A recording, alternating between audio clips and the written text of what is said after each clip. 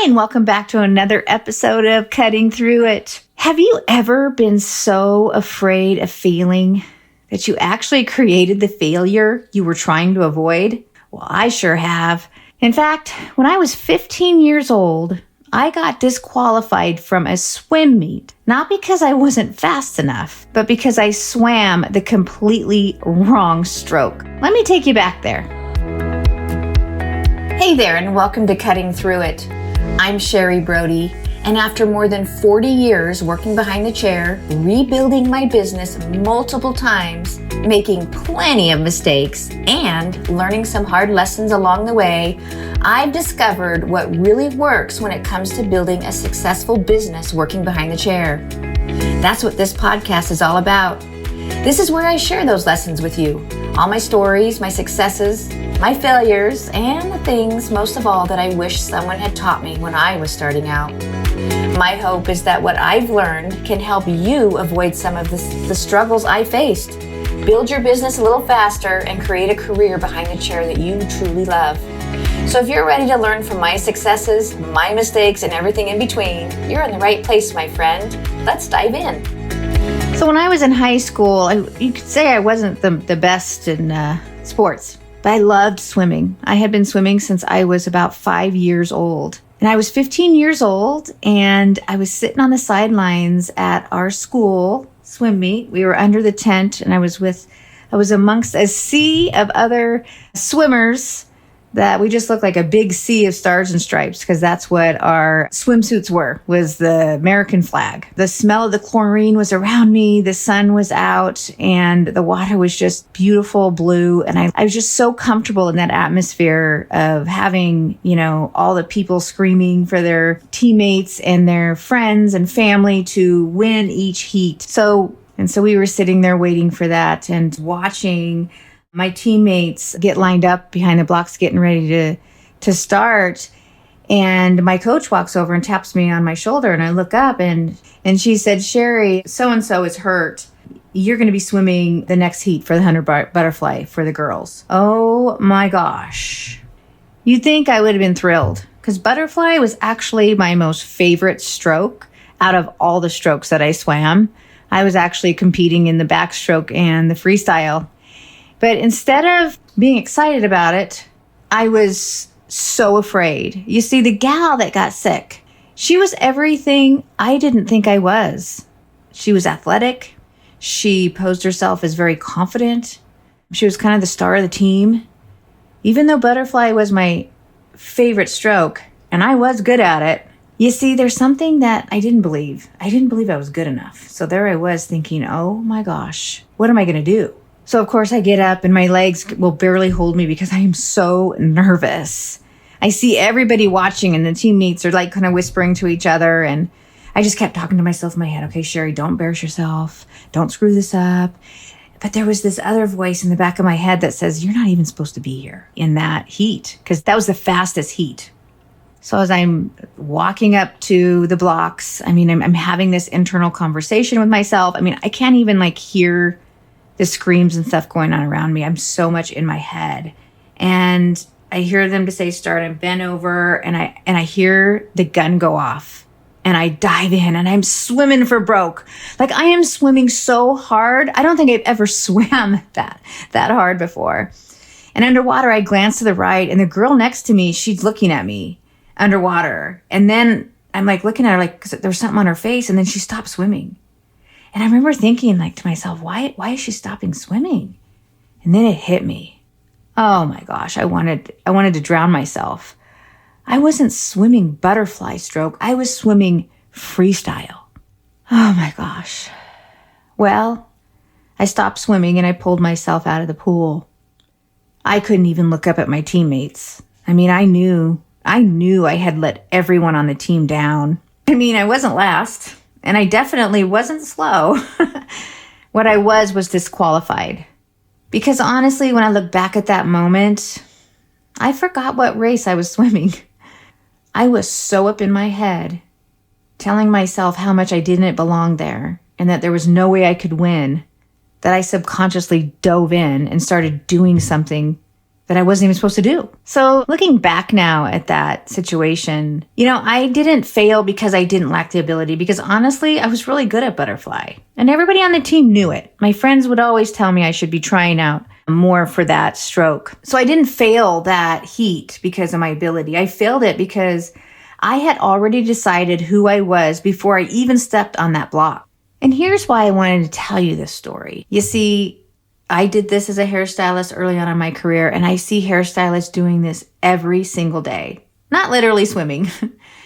What I'm talking about is mentally. For example, we start to learn how to cut hair and we just immediately try it and it's hard, and so we tell ourselves we're not good at cutting. Maybe you're learning how to do color and you're having a hard time grasping it, so you're telling yourself, I'm not a good colorist. Maybe you're not retaining clients, or maybe you've gotten a few redos. So you're like, I don't even know how to communicate with clients. I don't know how to do consultations. I'm terrible at them. Or maybe here's a big one that keeps a lot of hairstyles from success. I could never, ever charge those prices. The thing I want you to know about these examples is that they're not facts. Just like when I was on that block getting ready to take off, telling myself I wasn't good enough. I knew how to do the stroke. I was good enough. But the identity that I had placed on myself, that's what the problem was. This is the same thing that I really feel keeps you from growing and becoming that hairstylist that you're dreaming of becoming. The truth of this is that this identity that we tell ourselves, this conversation we have in our head, it starts giving our brain instructions and it starts to believe it. It starts to believe, I am terrible at cutting. So what do? We avoid cutting. We won't even practice it. We don't even try to improve it, which then eventually, what does it bring out? Yeah, then you're not good at hair cutting. Then it proves the identity, right? It's a self-fulfilling prophecy. We are what we think. And when I share this with you, I just want you to know that I still struggle with this today. Today, I still struggle with this. I have to go back and change the conversation that I'm having with myself in my head, because that young girl from years ago is still kind of rearing her ugly head sometimes in my life today as an adult. So I want to introduce you to something that, will help you think to yourself sometimes when you're in this sabotaging conversation with yourself. I want you to come back to what I'm sharing with you on this episode. I'd love for you to take some notes and come back to this and have this handy so that you can put yourself through this cycle. I call it a learning cycle, to ask yourself, where am I at in this? Because I truly believe that most hairstylists that think they're struggling, they think that means that they're not talented, when actually it's not that you're not talented. It's that you're kind of stuck in your head and you're stuck in a cycle. And I want to help you get out of that cycle. So there's 4 stages. The first one is where it's called unconscious incompetence. This is where I don't know what I don't know. This is where you're at before you've learned a new skill. You don't even realize how much there is to learn. For example, before I ever learned precision haircutting or haircutting at all, I remember thinking, well, how hard could it be? You just cut hair, right? Or I take you back to my story about my butterfly flop. Before the coach even called my name, I was relaxing. I was having fun. I was fine.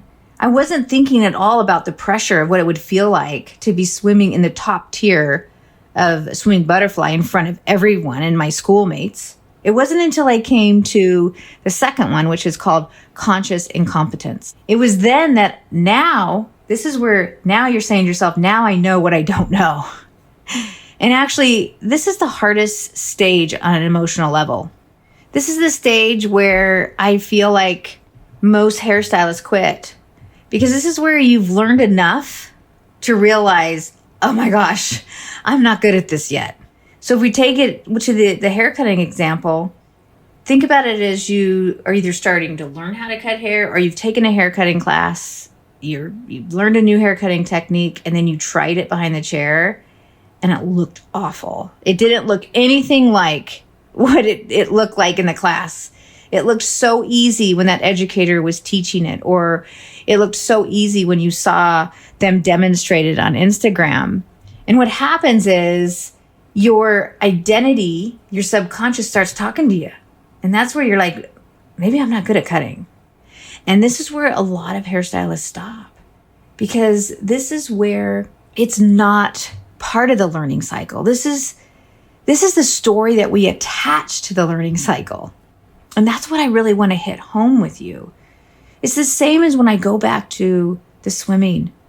I dove in. I was so in my head, and I was swimming and realizing these girls, I was doing freestyle, mind you. These guys were doing butterfly, and they were pretty much keeping up with me, even though I was ahead. And so I realized after that moment that, wow, they are a lot faster than I realized. But instead of coming back and saying, you know what, I'm going to overcome this. I'm going to practice this, and I'm going to work on my speed, and I'm going to come back and I'm going to win this. I let my self-conscious, my identity start telling me that, well, you were never meant to be this.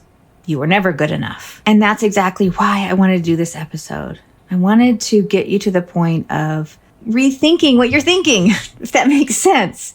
You got to stop. You got to change that dialogue in your head of immediately going to, well, I'm not good enough.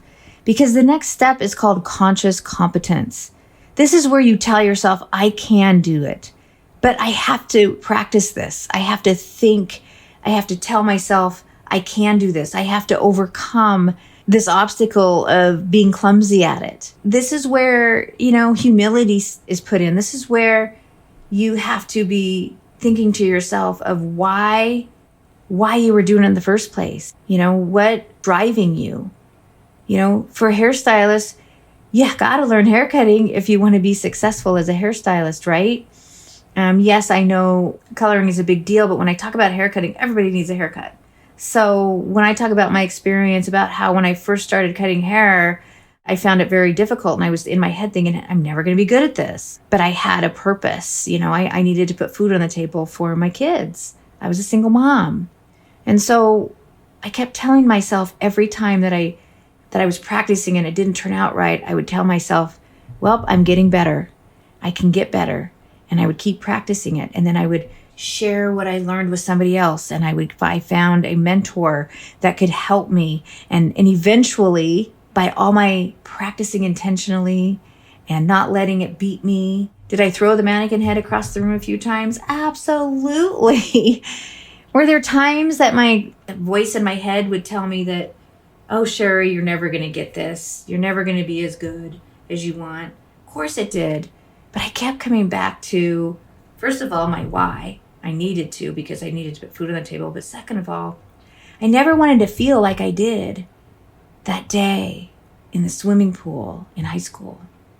You see, I regret that moment that I let my voice rule me, because what I didn't tell you was that I never went back.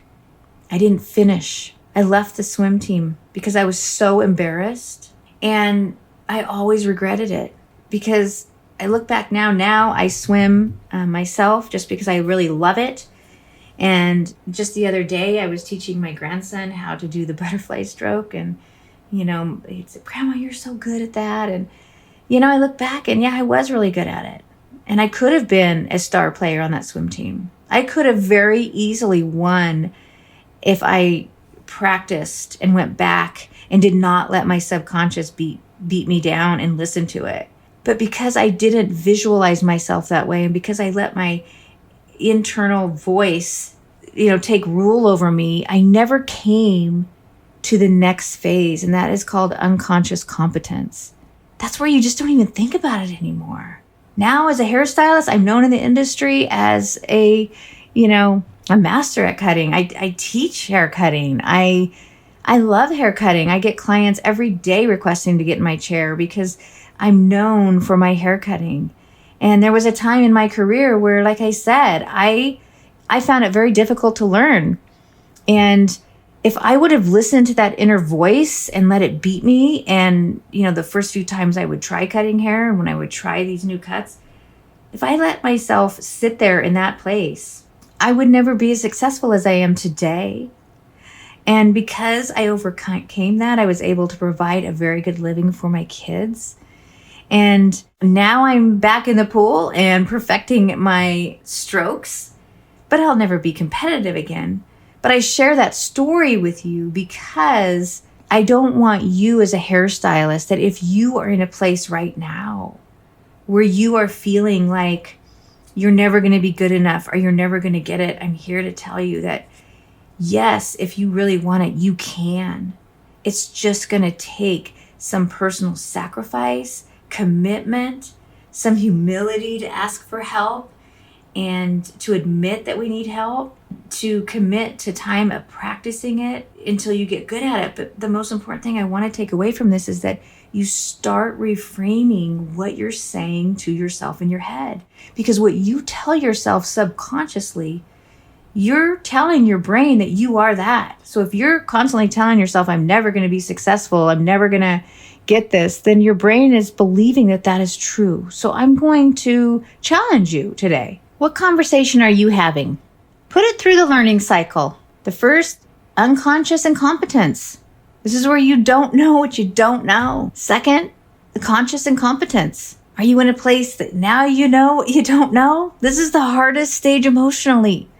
And if you are in this place, this is the place where you have to rethink your thinking. This is a temporary place. The second, when you really face it and you practice it and you work through that negative mindset and replace it with positive, then you become conscious competence. This is where you're feeling success at it. This is where you say, I can do it. But you're still thinking about it. You still have to think about every step of what you're doing. This is where you're getting better. You may be slower than the gal next to you, but you're starting to get it. You're checking yourself and you're being intentional with your practicing.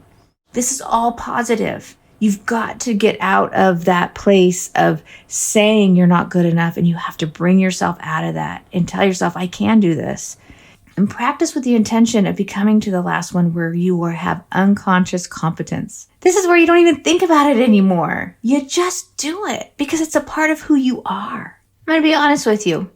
Learning is something that is non-negotiable in your life. And it's good to be in a learning stage. It's good to be learning something new and being uncomfortable. It keeps you on your toes. And you just got to remember when you're in those uncomfortable places of learning something new, or you're just in a place of uncomfort, that it's just a temporary thing. But your identity and who you are as a person and what you are telling yourself, that's optional. You have control over that.